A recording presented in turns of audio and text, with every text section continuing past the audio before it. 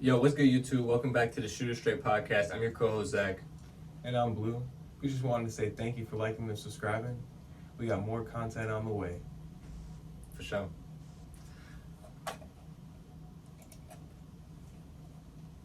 Let's shoot it straight into these topics.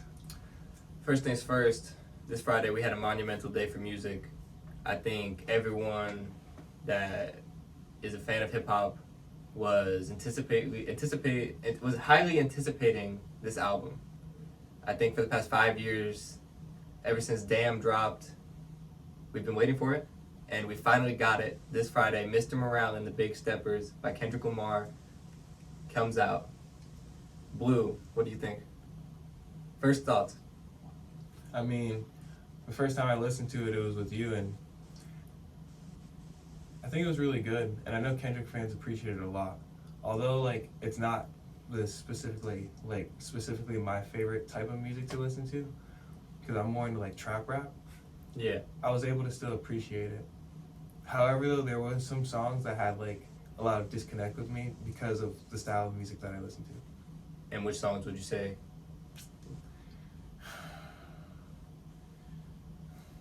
I can't really name the songs that really had the disconnects, but I remember what was it, Worldwide Steppers, I believe? Yeah, Worldwide Steppers. That was that was one of my favorites. Probably one that was the one song with the argument, "We Die Together," I think it was called. Yeah. That one, that was one in particular. A lot of the fans thought that one was interesting. I don't know. I'm also surprised that he had Kodak Black 3 times on that album. Yeah, between the feature and then the interludes, he was on there I think 3 to 4 times. Like I said in the last podcast episode, nobody really knew what to expect with this album. But I think anybody definitely did not predict a Kodak Black feature in general. And to be on there 4 times is just crazy to me. But I think it's a testament to Kodak's work ethic. And, I think, were there other artists who deserved a spot on this, this album? Yes. But I think Kodak also, he's proved himself over the years deserving of a spot on this kind of album. I also feel that he's trying to get in touch with fans that are like me, that favor the trap rap, and that Kodak Black, he just dropped a project and it sold pretty good. I think, Yeah, right? obviously when you have Super Gremlin, number one really song. Good. So, yeah. Obviously projected to sell 350K first week and broke a lot of Apple Music and Spotify records. For me personally, off my first listen to the album, I had to take a step back. I didn't even want to critique it on my first listen because I just wanted to appreciate it. I kind of going into it, I didn't know what to expect. I said that last episode. So I just wanted to take a step back and not even critique it. I didn't even start thinking about, album of the year contender or anything like that until I got to the second listen. I just appreciated it on the first listen. And I think my favorite tracks off the top of my head have to be, the one with Kodak. I really like the intro, United in Grief. Obviously N95, which had the music video, that one was really good. I thought there was a lot of standout tracks, and for me the production was A1. I think Kendrick was really vulnerable on the album. He really got into his emotions, and I think he spoke on so many different things. So for me, I don't know if it was necessarily what I expected per se, but I do think that it was a good album. I don't know in terms of the 5-year wait. I don't know if it was worth the 5-year wait though. No, I personally don't think so either. However, though, maybe he just I feel like he changed some ways though. And also he was able to cover a lot of topics with COVID and. Mm-hmm. Kobe talked about, I think he even talked about, the transgender auntie thing, and on that one song, Auntie Diaries, he talked about how he I guess, cheated on his fiance on a song. So he was just speaking on all kinds of different things. So, I thought it was interesting. I thought it was interesting to see, Kendrick coming back with that. So, in terms of, we've seen Future drop his album this year.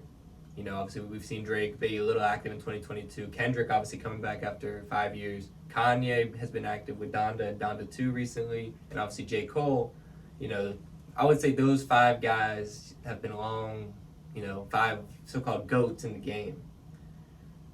So now that they've all kind of dropped projects recently, in terms of your personal preference, where are you ranking Future, Drake, Kendrick, Kanye, Drake, J. Cole? Rank them in order, top 5. I know it's a tough list, I know.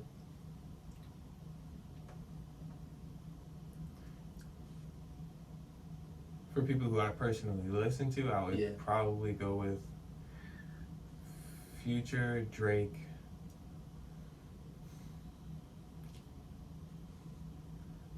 Cole, Kanye, and Kendrick. However, the like overall, who do I think is the best with sales and all of that? I would believe Drake. Yeah, Drake, Kanye, Future, Kendrick, and Cole. No, Kendrick puts up crazy numbers. Kendrick had Kendrick's done some 350K. crazy numbers. But I'm also not numbers, but what they've contributed to music as well. Ooh, that's bold.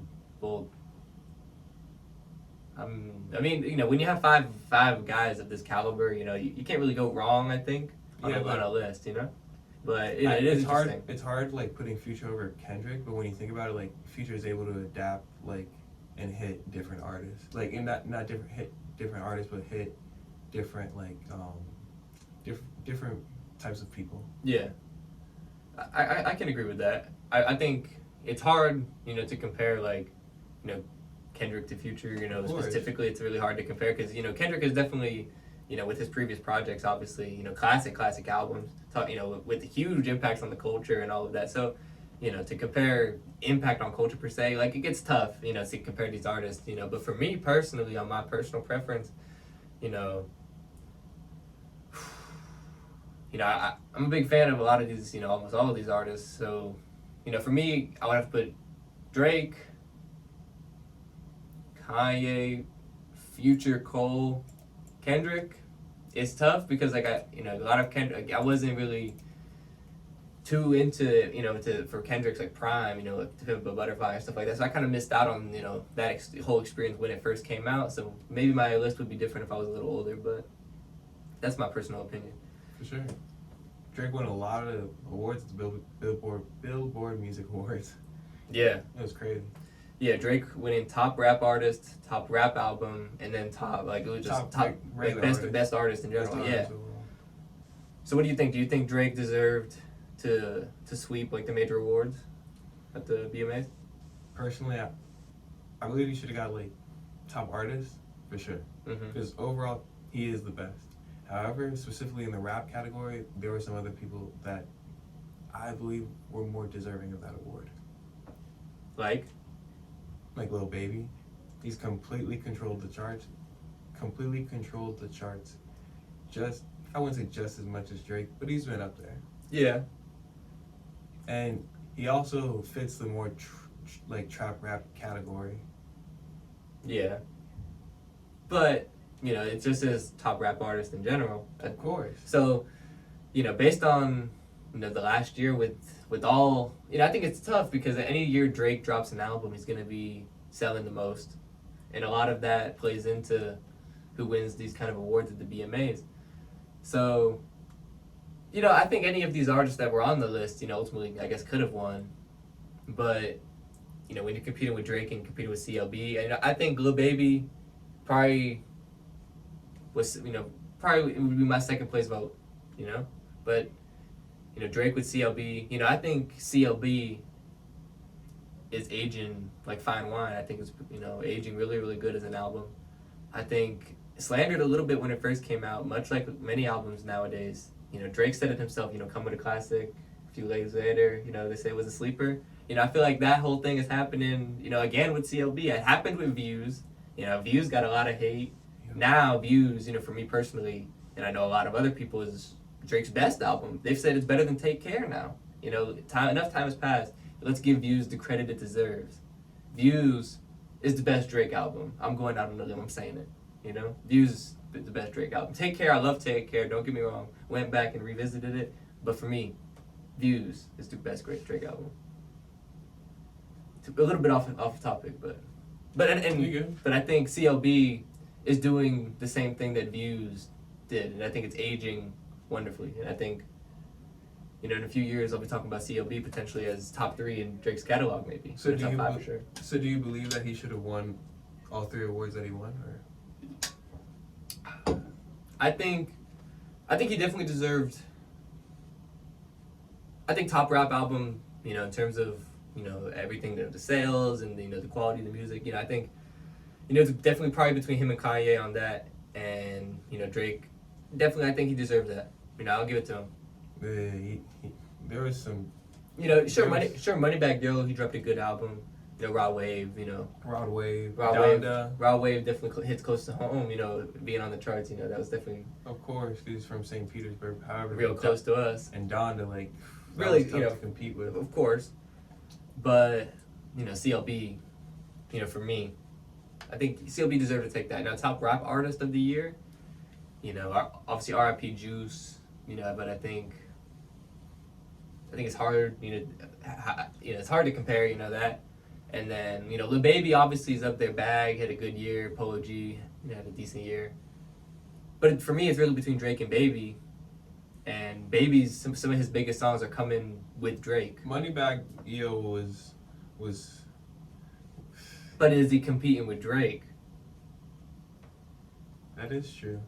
It's tough. I think Bag, he's getting up there, but I still think he's not competing in terms of these types of music awards. He's not gonna win over a Drake or a Lil Baby. You know what I mean? So for me, I think he definitely. I don't know if he deserved all 3 awards per se, but I think out of the nominees, I think you can't go wrong picking Drake on any of these awards. So, in my opinion, top rap artist goes to Drake. Top rap album probably goes to Drake. He's your favorite artist of all time, though, right? He's up there, for sure. Drake. I mean, Drake hits with everybody, Sure. He's definitely up there. Drake is up there in my top artists. I don't know if he's my number 1. Top 3. I don't know. It's close. Top 3. Sure. Uzi's definitely in there. I was wearing a Cardi shirt last episode, so probably Right. Cardi's in there. I don't know. My list is always interchanging of my favorite artists, All time, though. Yeah. Not your favorite artist currently. That's a whole different list. That's a whole different list. But all time, I mean, I don't even know. I'd have to really sit there and think about it. But I know one guy who is on my top all-time list, who unfortunately we may be having to, say goodbye to for a little bit of time. Young Thug and the whole YSL group.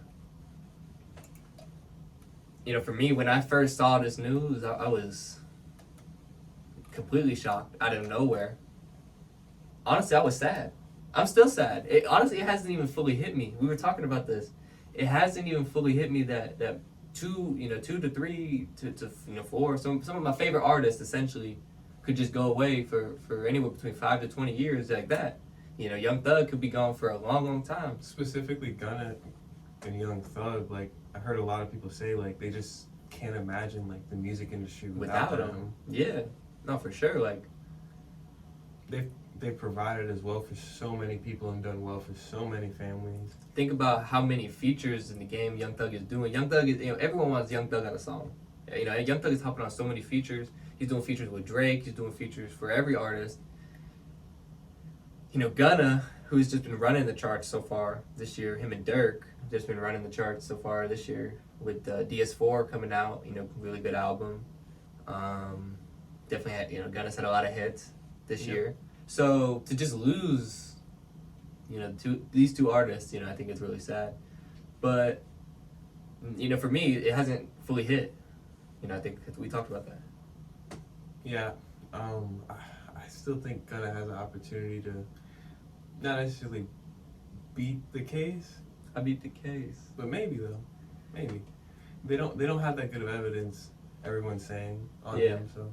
Yeah, we looked at the indictment. We've looked at the indictment, and most of what they have on Gunna, it's just affiliation. Affiliation, if anything, and like the the lyric, they're in a lot of Gunna. They're using lyrics, and I mean, obviously the lyrics they use to He was paint the only picture. mentioned like twice in the indictment. Exactly, and they're using like Fox 5 in particular. You know, that song with Lil Keed. We'll talk about it in a little bit, but I think Gunna will get like we talked about. I think Gunna might get a little bit of time. He'll get less than Thug, but he might even beat the case. he might. The reason why he didn't get bonded obviously is because it's a RICO charge. Yeah. Racketeering. So you can't. No judge is necessarily going to give you bond on a racketeering charge. But even though Young Thug is trying to fight for that right now, they're saying he's being held on some I did see that, some bad conditions and all of that. So we're praying for him, and hopefully, if that is the case, hopefully he gets out. But in terms of, especially if they're treating him like that because he's a rapper. Yeah, it's completely unfair. Like, and I understand, they probably have been looking at like they said that they're pulling up charges from 7 years ago. They've been putting this case together for years upon years now. So obviously they probably hate Young Thug, if I'm being honest. The police definitely hate Young Thug. Like, there's just no doubt about it. They've been trying to get this guy for a long time. So they definitely are out to get him. I think some of the things they're using to paint this picture of Young Thug, is they're just using it to paint the picture. A lot of the lyrics, when you take the lyrics out of context, obviously it's going to look bad. It just gets into a tough thing, because some of the evidence looks really bad. Yeah. Really, really bad, Bad. If you look on the indictment, there's just specific things such as the jail call that was recorded. Where he approves of a hit on YFN Lucci, which is the rival gang that they're altercating with. Who is also, YFN, they got a RICO charge last year. They're still waiting for their trial on that. So that just kind of goes to show where this could be heading. And no one is talking about Hood Rich in this situation. And his, them have been, Money, Power, Respect. Money, Power, Respect. And his whole label / if they want to call it gang. Yeah, they've been caught up in it. There was a whole list about a bunch of, quote unquote, gangs. They're calling everyone a gang, I guess, in Atlanta nowadays. But, they had 4PF on that list. They had like Homicide, which is like Cardi's gang.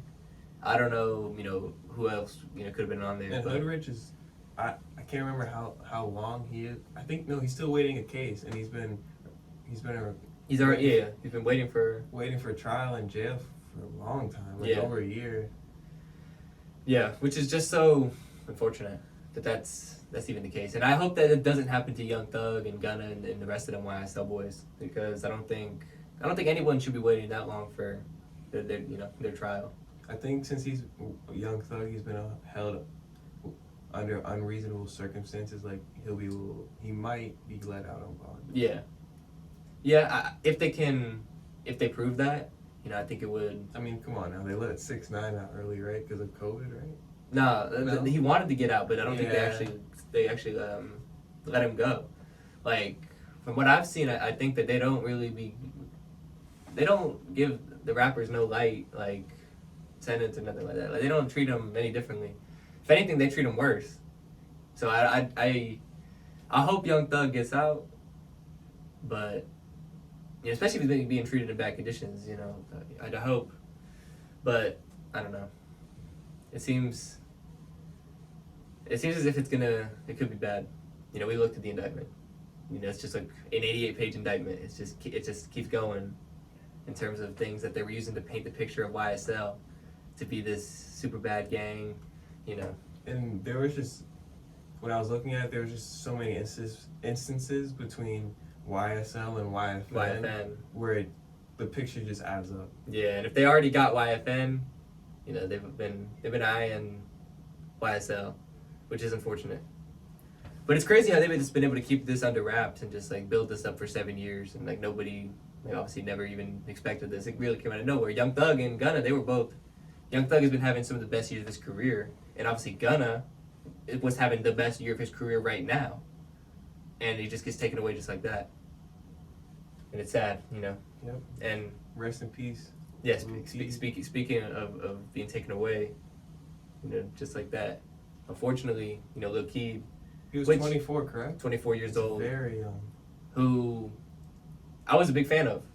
You know, even, and obviously I got, like a lot of other people, I started, you know, I heard of Lil Keed around when he dropped Long Live Mexico. I think that was 2019 or 2020. I remember listening to the album and I was like, damn, you know, he got something. You know, reminded me a lot of Young Thug, obviously, but, you know, he was definitely a really talented artist. And he was just about to drop another album. You know, he had just dropped Trapped on Cleveland 3 last year. You know, that had some big name features. So I think, you know, Lil Keed, you know, the sky was the limit for him.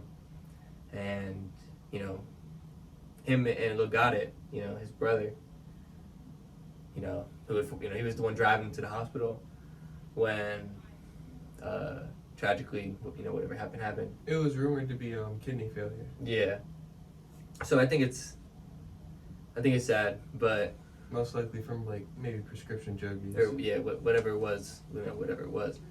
But yeah, it's just really unfortunate. You know, I was a big fan of Lil Keed, and you know, I think it's sad. But I do think, you know, like we spoke about, it's weird that, you know, he was the only YSL member free, essentially, you know, and then, you know, a label member, you know, and he dies, you know. It's People really, are making up stories that Yeah, no. he faked his death. Yeah, no, I think it's really weird. You know, I think that, I don't know, there might not be nothing more to it, but it just seems really coincidental and weird that Lil Keed being like the only one that was free and posting, he gets taken out. Not taken out, but he you know, unfortunately passes away.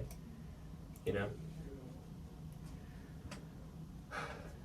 Rest in peace, Lil Keed. Yeah, anyway, rest in peace to Lil Keed. My thoughts and prayers, you know, with him and my family and all of YSL at this time. Yeah, what do you think is the future of YSL? I don't know. I thought the sky was the limit. I thought they could end up being one of the, you know, top in the game. I'm sure we all did. I think we all did.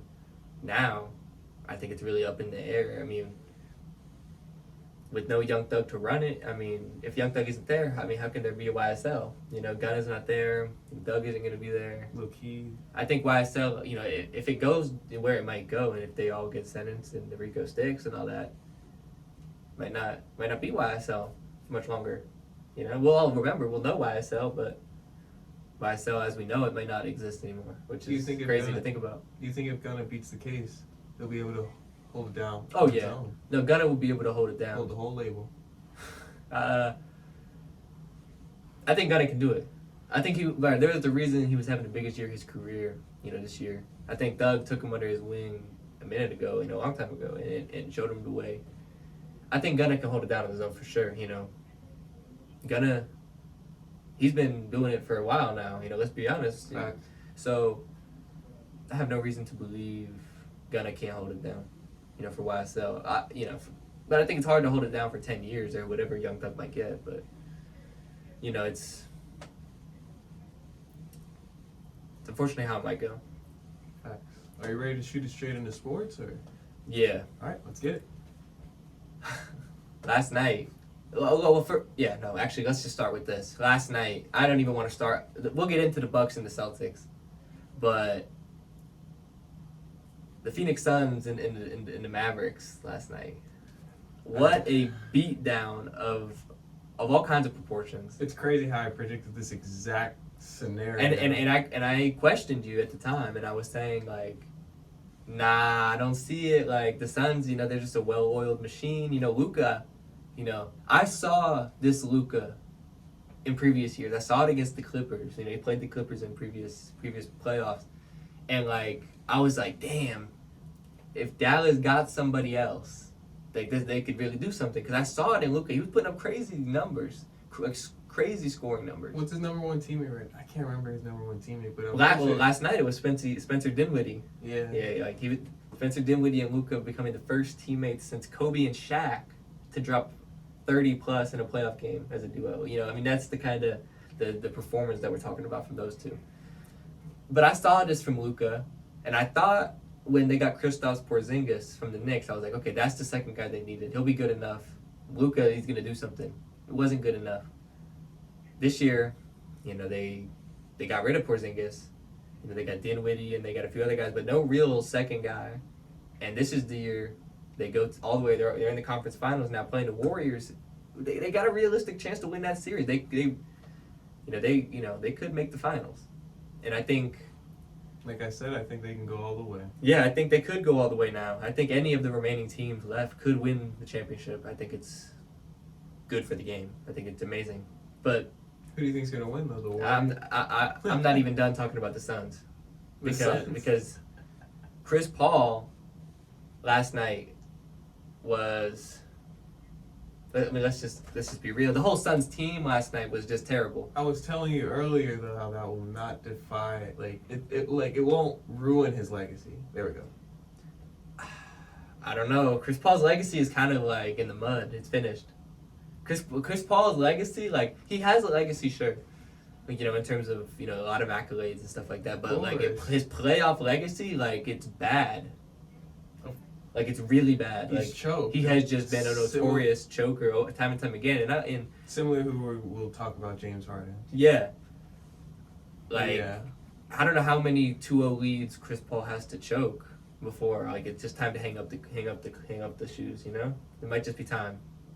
You know, I don't know. Chris, like he Hall of Fame. Oh, for sure. For sure. So then, for sure, he's a Hall of Famer, but. He's choked too many times for me. It's just like his playoff legacy is just like nothing to me. It's like in the mud. It's finished. He's still a legend though, but he's just choked too many times with too many great players. Part of it too many great coaches. Being there, yeah, you're right. He has choked a lot of opportunities. I was gonna say the part of winning a championship is being there, being at the specific like right place at the right time. However, though, he has had a lot of even last year chances. You know, with the Bucks, they were up 2-0 against the Bucks in the finals, and then they lose 4 in a row. Like you can't lose 4 in a row. You just can't. You know, you can't. You know, they choked another. They were up 2-0 on Dallas. Do you still believe that Devin Booker could be the face of the NBA? No, Devin Booker is not going to be the face of the NBA. Luka is definitely the face of the NBA. Luka is definitely for sure going to be the face of the NBA. Him and Giannis. You know, the league is in good hands, you know, between Luka, Giannis, Ja. Remember on Jason Tatum. And I forgot about Jason Tatum. We're going to get into Jason Tatum. There's just, the league is in good hands, you know. The future of the NBA is definitely bright. You know, essentially, I know there was a point in time where I was like, what is the league going to look like post-LeBron? And now more than ever, you can kind of see, like, post-LeBron is getting closer. Still not there yet. Still got some good years of LeBron, I feel like, but... It's getting closer, and you can definitely say the NBA is going to be in good hands, you know, with Jason Tatum and Giannis and Ja, I don't know Luka. About you, but I feel like some people feel like that end is getting closer than you personally think. Nah, I mean, how much... I think LeBron's still got a good 3-4 years left in him. But, yeah, back to the Suns. So, yeah, I mean, DeAndre Ayton, he's going to leave. Probably in the offseason. They're going to, like... That was the last run, you know, potentially for that trio of DeAndre Ayton, Devin Booker, and Chris Paul. You know, I don't know what the Suns are going to do in the offseason. You know, I honestly, like... You know, Patrick Beverley said it this morning. Chris Paul is like a cone on defense. He's a defensive liability. Devin Booker, you know, obviously when he's going. But... The championship window for the Suns went from wide open to closed, just like that. You know, I don't think the Suns are going to, you know, they'll be good, but I don't know. They're going to be able to compete with what Luka's going to be doing in the future, and the Bucks are going to be doing in the future, and the Celtics. The Suns might be finished. They might be done. You know, they had their chance this year, but they couldn't do it this year. I don't think they're going to do it, which is unfortunate for Chris Paul, who might have to move on again. Try to get a ring. You might have to go ring chase somewhere else. But the other Game 7 that took place yesterday in the NBA, the Bucks and the Celtics, you know, I was once again surprised by I wasn't necessarily surprised by the Suns and Mavericks, but I was surprised obviously by the margin of the result. I don't think anybody expected a 40-point beatdown, you know, where Luka has the same amount of points as the whole Suns team and a half, you know. I don't think anybody expected that. But in terms of the Bucks and the Celtics, I was also surprised by how that game went. because I had a feeling though. I You had a can't feeling? remember if I said it on the last podcast, but I had a feeling about the Celtics one. you had a feeling about the Celtics winning. Yeah. What made you feel that way? Because it's Jason Tatum. Because it Like- was Jason Tatum over Giannis. Yeah. Explain. Hmm? Explain. I just believe he has the opportunity to be one of the best players in the NBA, if not the best. Like I said, I agree. And I remember the stat that I told you about how Jason Tatum was playing in his 61st career playoff game in Game 7, and he was 24 years old. And Damian Lillard is 31 years old right now, and he's played in 61 career playoff games. So the experience Jason Tatum has in those big moments, no one his age got that. And that's what I think is going to set up Jason Tatum well for the future. I think being in those big moments so young, he's unfazed at 24. That's nothing new for him, you know what I mean? He's been in a lot of Eastern Conference Finals already. He hasn't made the NBA Finals yet. This year might be the year for him. I think... Still can remember when he dunked on LeBron, man. That moment. Yeah, no, that moment was crazy. And I think that was one of the things where it was damn, this is when we realized this kid was going to be we knew he was going to be good. But then you dunk on LeBron in that moment, and it's damn, this kid is going to be something special. You know what I mean? That's what it was like. And I think you see it again last night. Giannis came out in the first quarter, and he was lighting the Celtics on fire. It was about to have a triple double in the first quarter. And I literally texted my friend, and I was like, this game is over. The Bucks are going to win. Giannis isn't choking this Game 7. He's coming out. You know what I mean? And then, second quarter came, the third quarter came, the fourth quarter came. The Celtics defensively switched up. They adjusted. They had Giannis on lock. And the Bucks shot 4 of 29 from 3. It was one of the most horrible 3-point performances that I've ever seen besides the Houston Rockets. And when Chris Paul choked once again, going back to Chris Paul choking. You know what I mean? We'll hop on. We'll keep talking about the Celtics. But go to my question earlier. Who do you think's gonna win, Luka or Steph?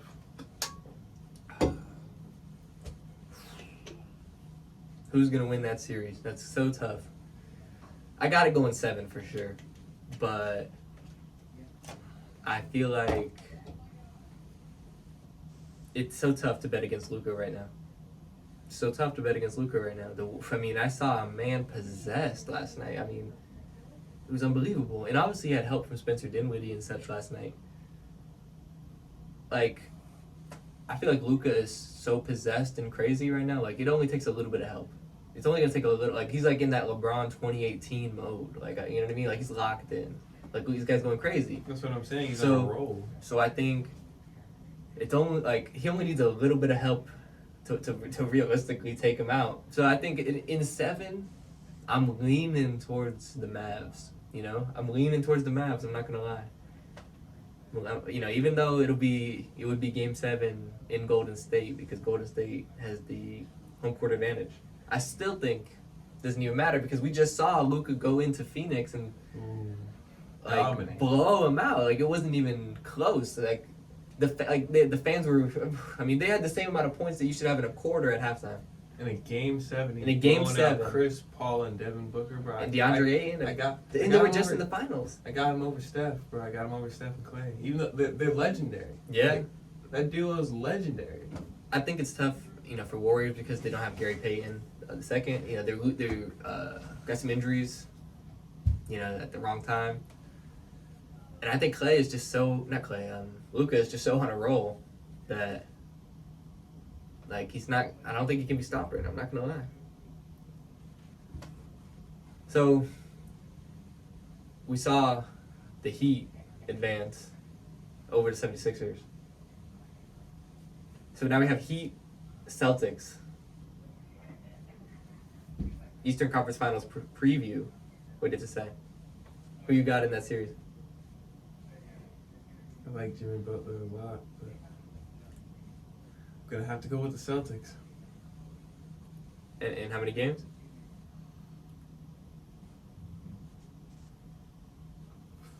It's not going to be much. Not going to be much. No. Telling you. You're saying Celtics in 5? Celtics in 5. Nah. You're not going Celtics in 5. Come on. You for real? You taking Celtics in 5? I'm taking Celtics in 5. Nah, I don't know. I don't know. All right. You Explain why you're so confident in the Celtics over the Heat. I want to let's hear. Like again, Jason Tatum. That's it. it's Jason Tatum, bro. We were talking about last podcast. Jimmy Butler, bro. He's not washed completely, but Jimmy Butler's not washed. He's not washed, bro. Jimmy Butler's been putting up some crazy numbers. Raw. Yeah, he's crazy, but like, nah. it's Jason Tatum. So you really think just like the Heat has the best of 3-point defense in the league. You know, they have a great supporting cast. PJ Tucker. You know, they have some great defensive players around them. You know, they have Bam, obviously. Facts. You know, they have some great players. Obviously, the number 1 seed, and they have home court. And you're just saying, like, you're just throwing that out the window. Just throwing it out the window. And you're taking Celtics at 5. You're making me want to say 6, but You're taking... No. Stay with your prediction. I'm thinking 5. Wow. Well, I'm going to have to go completely against that pick because I got the Heat in 7. Ooh. I'm taking Heat in 7. I think it's a close series, but I'm taking the Heat in 7. I like... Explain your pick. Okay, explain why. I like the matchups the Heat have against the Celtics. I like the fact that Jimmy Butler, I think, and Tatum, they can kind of cancel each other out, you know, essentially. And I love Jaylen Brown. I think he's a great player, and I think Marcus Smart, you know, great player. I think the Celtics have a great supporting cast. Brown. You know, I think the Celtics have a great supporting cast. Don't get me wrong. The fact, you know, Eric Spoelstra, I think is, you know, the Heat got they win the coaching battle. Eric Spoelstra, you know, one of the best coaches of all time in my book. Facts. So, I think that definitely Plays a role. The veteran, you know, obviously we were just talking about how Tatum, you know, even at 24 is, you know, is more a veteran than some veterans, you would say. But the veteran leadership of the Heat, I think, can't be unspoken. And I think Jimmy Butler is one of those guys, he's hard to, like, he's a gritty guy. He's going to work you. You know what I mean? He's going to work you down. And I feel like over the course of a 7-game series, like, the Celtics will get worked down. You know, the Heat's physicality and stuff like that. I feel like they will work the Celtics down. And I feel like that's why I'm going to take the Heat in 7. I like the defense, the tenacity. You know what I mean? I feel like the Heat will score enough to win the games, you know, they have to win. You know, because Jimmy Butler's been playing like a man. Like Tatum's been playing crazy, too. A lot of players have been playing crazy. Jimmy Butler's one of those guys who's been playing crazy. He's putting up, like, Miami LeBron type numbers right now. You know, in the playoffs at least. I'm not comparing them to Miami. I'm not comparing them to Miami LeBron. I'm saying the type of numbers, like, they're saying, like, they're comparable. Like, no one has done those types of numbers for Miami since LeBron. Okay. So it's That's true. So it kind of goes to show, and the Heat have had some great teams, some great players since LeBron. So it's, you know, kind of goes to show, like, damn, Jimmy's playing good right now. And I think... Yeah, I didn't mean to say he's... No. I meant, like, he's, losing steam in a sense, but as in, like, he in the playoffs, though, like you're saying, like, he bounced right back into it. No, and I think... Because there were a couple times where, like, you were like, wait, what just happened with Jimmy Butler? Yeah. There were a couple times. I think it was during the regular season. Yeah. And I think... Like, with Jimmy Butler, like, he's just one of those guys, like, if he's on your team, you love him. You know what I mean? Because he's just, like I was saying before, he's just that gritty, tenacious guy. Like, you just don't want to play him in a 7-game series, you know? Like, you don't want to be playing against a team that has Jimmy Butler, in my opinion, you know, a 7-game series, because he's just one of those guys. He just annoys you. He's like a Patrick, you know, he kind of has that Patrick Beverly type. He just annoys you a little bit, you know what I mean? He completely killed James Harden. Do you think James Harden's career is over? Not over in a sense, but he's done. He's on. James Harden is washed. Yeah, really? He's washed. He's washed. You don't see a comeback. Well, he's gonna be playing in the NBA. You know, we were just looking at his contract future. Like, he'll be playing. You know, I think. You know, since he got traded to the 76ers, he was averaging like 20 points or whatever, which is like significantly less than what Harden had been averaging. And obviously in the playoffs, he's been putting up some let's just be honest, some bad numbers. Some pretty bad numbers. And he has been. But like in the second half of that elimination game, you know, he was like 2 points. He had 2 shots the whole second half. was 0 for 2. You know what I mean? So, and then Joel Embiid himself said in the press conference, he was like, James Harden is not the same guy that he was. You know, that we, you know what I mean, that we thought we were getting. You know, he's older, you know, so that's like a nice way of saying, like, he's washed. That's basically what he's saying. I think Joel Embiid was also discussing to someone about how, like, he wished that they would have, the 76ers would have got a certain pick or trade. I can't remember who this person was. You? No, I don't remember that quote exactly. Yeah. I don't know. I think the 76ers, like, they have some other good pieces in place. Like, I don't even, like, obviously it's in Harden's court. I don't know what he does because he has the player option. But, you know, I think they have Tyrese Maxey. I think they have, you know, obviously the, you know, MVP runner-up, you know, Joel Embiid. You know, I think Philly, you know, James Harden was, you know, I don't think they knew they were necessarily going to wash James Harden, but they got to wash James Harden. And I think they just need to cut their losses and if they can because he's washed. Like, I don't think, especially for the amount of money that they're going to have to pay him, like if he like opts in, and I don't know how it's all going to play out. But James Harden is going to be getting paid significantly more than he deserves. I can agree with that. Because, I mean, we were looking at some of the numbers, and it was like 4 for 223 or something, some of the contracts, like some of the potential contracts that he could get. And it's just like, you're looking at what he's going to give you, and he's only getting worse year by year, obviously, when he gets older. Like, But you have to understand the 76ers are in a position where they have to keep Harden because they're not going to get a good trade.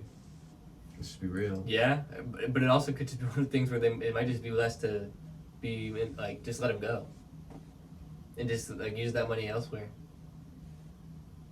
That is true. I think, like, in the NBA, more than any other, like, league, you get, like, you get some bad contracts where it's, like when the Lakers paid, like, Timothy Mozgov, they paid them, like, some crazy bad, like, they pay, like Luol Deng was getting paid from the Lakers, like some NBA players, like, mid-role players just get paid ridiculous, like bags, you know what I mean? For no reason. Some of those mid-role players are key to success. Yeah, but they're getting, like, crazy deals, like, you know what I mean? Like, then again, though, like, without the role player, like... But you can't be giving a role player, like, $100 million. I understand, but where are you going to spend that $100 million? Like, I don't know, you want to put that money towards, like, a superstar, I feel like. Unless you're a small market team. Like, it gets tough. Like, if you're a small market team, obviously, like, then you have to keep who you draft. And, like, you know what I mean? Like for example, like, if Utah drafts somebody and, like, they're all right, you know, they might have to overpay to keep them because, like, no free agent going to Utah. You know what I mean? Let's just be real. Sorry to any Utah Jazz fans out there, but nobody wants to go to Utah. I don't want to go to Utah. You know what I mean? You know what I mean? It's Utah. You know, like, he said it's Utah. Like, dudes, like, I'm pretty sure Donovan Mitchell might be leaving. You know, Rudy Gobert wants out. One of them is going to leave. Donovan Mitchell might be going to the Heat. You know, you never know in the offseason. I think that would be crazy. You know, we'll probably talk about that in the future. But, you know, to be real, back to the original point, like, James Harden is washed. Yeah. Yeah. James Harden is completely washed, you know? And I'm sure, I don't know what you think about it. I believe there's a lot of rumors out there, or like maybe he said it himself that he just like goes out and like parties like too much. Yeah. And yeah, that's what I'm saying. He's in the club. He's paying with a little baby. And I believe if James Harden goes back to the old James Harden, he can be very successful in the league. What do you mean goes back to the old James Harden? Like maybe he was more focused back then on Houston. Maybe he was training more, putting in the work. Mm-hmm. Maybe. If he puts in the work, I believe he could be a star again. Even at his age and everything given? Of course. So, like, but you would think, like, he's playing with Joel Embiid right now, you know, an MVP contender. You know, that team, like, if James Harden was playing how James Harden, the James Harden we know and love, you know, well, not necessarily love, because I don't love the way James Harden plays basketball, you know, a bunch of free throws. It's a free throw merchant in my book. But let's just be real. But wait, you talking about James Harden? James Harden back in the day, let's be real, he was nasty, but He was crazy. yeah, but like nowadays, you know, especially he's just a free throw merchant, you know what I mean? Just, you know. But this could be again though because he's not putting in the work. yeah, but I mean, we saw the stat. It was like It was horrible. 40% of his like efficiency came off of like drive-bys and like blow-bys on the defense. 0 points in the second half. And now he's getting like 20% on blow-bys. So he doesn't have the quickness, I feel like, anymore. And is that because he's not putting in the work, or is that just because he's old? Or is that a mixture of both? I don't know. You know what I mean? You know it's bad for James Harden. I literally saw a segment of Skip Bayless and Shannon Sharp's show Undisputed. I kid you not. A segment of a real licensed TV show, like Undisputed, like millions of watchers. And they're talking about how many 4 a.m. cheeseburgers James Harden eats at the club. I kid you not, they're talking about 4 a.m. cheeseburgers that James Harden's going to be. And they're talking about him being fat in the club. And they're arguing about if club food is good. You know, and I can't confirm or deny if club food is good. We might have to go ask James Harden because apparently he's the one that's eating all the 4 a.m. cheeseburgers. You know it's bad for your career when that's the case. Come on, bro. I know it's bad, but I don't know if you can recover from that. But like I was saying earlier to you, like I remember kids saying like, "Hey, like I'm slapping like I'm doing good like James Harden." You know what I'm saying? Like trying to copy his moves and stuff. I remember that growing up. Yeah, of course. But there also comes a time in every player's career where it's just you're washed, you know. And I feel like it hit James Harden like crazy because like we were just talking about James Harden as being good like a year ago, and now we're talking about him being washed. You know, it's like you're saying he fell off the cliff so damn fast. He fell off like faster than like freaking like Smoke Perp or something like that. You know what I mean? It's Smoke Perp. Like he fell off like he's like that, like, you know what I mean? He just fell off so damn fast. Like I don't know. I've never seen somebody fall off faster than James Harden. You said it comes for a time for every player's career where they are gonna be washed. Mm-hmm. Do you think that of LeBron? No. You said every player. Well, but like LeBron's time is not now though.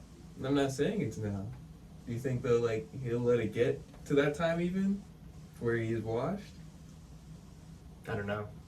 Maybe like in the future when he's playing with Bronny or something, like he might be like washed. But I don't feel like LeBron will ever be like washed. Like I can't imagine like LeBron averaging like less than like 10 points or whatever. Like that's like you know what I mean? Like even like when LeBron is like LeBron could be playing at like 43. A big topic of discussion right now is if the Lakers should trade him. Come on, man. That's some baloney. Baloney? That's some baloney. Lakers should not trade LeBron. There's no team should ever.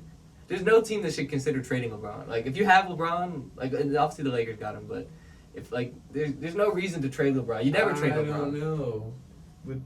With the back and forth and the negativity between the franchise, the Lakers and LeBron. Nah, I don't know. Think about what they could get for LeBron. I don't know what you get for. I don't know what you get for LeBron at his age. You know, I don't know. No, but he's like you said, he's still a prime player in the league. Yeah, and he like in my opinion, he could have been the MVP last year if he wasn't injured. And if the Lakers were how they were supposed to be, LeBron had like one of his best statistical seasons last season. You know what I mean? He was putting up crazy numbers. He was about to win the scoring title at like, you know, year 19. You know what I mean? Given the negativity that the Lakers and LeBron have between each other. I don't know. The media keeps talking about negativity between like Lakers and LeBron, but you don't see it. I don't really see too much. Like they always keep saying like there's not negativity. Like I don't know where that narrative came from. Like I think the Lakers and I think the LeBron likes being on the Lakers, and I think the Lakers like having LeBron. Do you think it's just like the media like? Yeah, I feel like the media really. I feel like the media, it's because of how it went, in terms of like the season. I feel like that's playing into like this whole narrative. You know what I mean? True. But like people are forgetting that just 2 years ago we were talking about LeBron and AD, the best two players in the league. You know what I mean? However, though, you did say that Anthony Davis was one of the biggest flops in the NBA. I said I think AD's good. I think that AD, he's just injury prone, and I feel like LeBron, like if AD could stay healthy. I do remember you saying something like that. Yeah, no, I feel like I wish LeBron had teamed up with a different superstar, like one that just would have stayed healthy, like that wasn't made of glass. You know what I mean? Like that window right there that I'm looking at, that's AD. You know what I mean? Like just a piece of glass. That's literally AD. Like he just gets injured like that, and it's unfortunate. And I feel like LeBron has missed out on a lot of championships in his career just because of unlucky injuries. Let's just be real. Because I feel like a lot of years LeBron You know, he's had pretty much a chance. You know, I mean, he's especially his Cavs years. You know, in 2015, like he missed out on a ring because of Kevin Love and Kyrie in a horrible injury. You know, like LeBron just missed out on a lot of rings. I feel like because of some stuff he couldn't even control. You know what I mean? Then like KD going to the Warriors, which is like one of the biggest like it was just a weak move, the weakest move in NBA history. You know what I mean? It's like feel bad for LeBron, but to say that the Lakers should trade LeBron, nah, I don't see it. I think they should get rid of Russ, rebuild around LeBron and AD, and go from there. Get rid of Russ. Wait, what do you mean? Just get rid of him? They got to find a way to get rid of Russ. When are they gonna get Russ for? I don't know what they're gonna do. I think they got to figure out something. They got to find a way to get rid of Russ. Carmelo?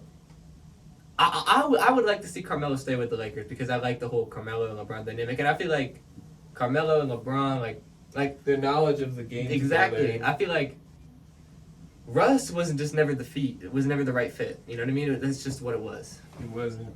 Like they needed to get Buddy Hield. They needed to get like a shooter. You know, they needed to get and someone who necessarily doesn't want to be a role player because Russ wants to be that role player. And Russ, he's a turnover-prone guy, ball handler. Like I want LeBron handling the ball. I want LeBron running my offense. You know, there's no better passer than LeBron. There's no one I would rather have running my offense than LeBron. That's who I would trust. Like, why would I like? He's gonna make the right play 100% of the time. Like that's like. I don't know. That's just me. Like I wouldn't be giving the ball to Russ over LeBron, like ever. Even prime Russ. I'm not taking giving him the ball over LeBron. LeBron now? Oh, I don't know about now. I don't know because prime Russ was obviously pretty damn prime. Good. Yeah, it's prime Russ. That's prime Russ. So. No. Oh, what? Do you think he's washed? Who, Russ? Russ. Oh, we been knew Russ is washed. But there's no opportunity for a comeback whatsoever. Nah. How many chances? I might have to agree with you on that one. How many more chances can Russ get before NBA teams just realize we got to send a test to the Euro League or something? Like we got to go back to the go where Luka came from, Real Madrid or something. Like go to the European League because there ain't. He doesn't have a chip, right? Nah. He didn't never won a championship. No championship. And his only chance, if you can't win a chip with LeBron, Carmelo, but AD won a ring. Carmelo. No, I'm saying with all of them together, how is Russ not going to win a ring? That's what I'm saying. Even Melo still didn't win a ring. Melo still has no ring. That sucks too. That brings up another interesting talking point because I saw Patrick Beverley talk about this. And he was talking about, it was a Jeremy Lin tweet, and he was talking about how Chris Paul deserved a ring. You know what I mean? He saw Chris Paul win a championship because he deserved a ring. And Patrick Beverley, he tweeted back, and he was like, there ain't no player that deserves a ring more than another one. So what do you think about that? Do you think, a legend of the game like a Carmelo or a CP3 deserve, do you agree with the statement that they deserve a ring?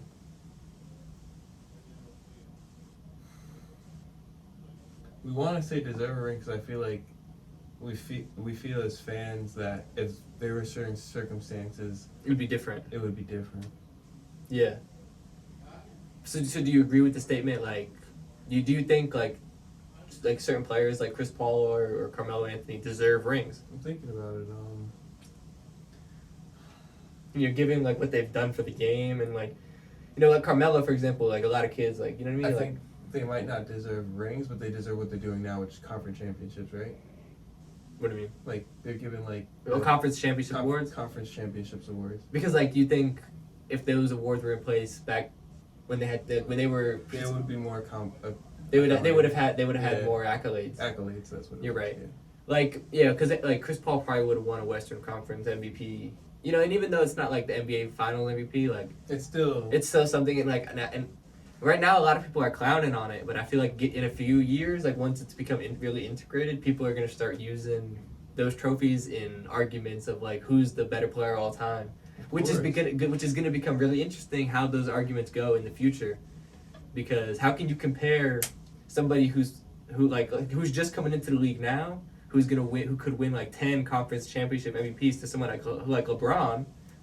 Like if the conference finals MVP was around when LeBron was in the East, LeBron would have won it like the past 10 years he was in the East with the like he would have won it every year, because like he made the finals like every year for 10 years straight, and he was like the best player in those teams. Like, you know what I mean? It's like he made the like I think the stat like he's made the like, you know what I mean? Like no one. It's ridiculous. No one made the finals as much as LeBron like in a row besides like Bill Russell and stuff like that. Like stuff like that. Like LeBron would be like it'd just be different. So like I don't know how that argument in terms of legacy is going to go in the future once that becomes more integrated.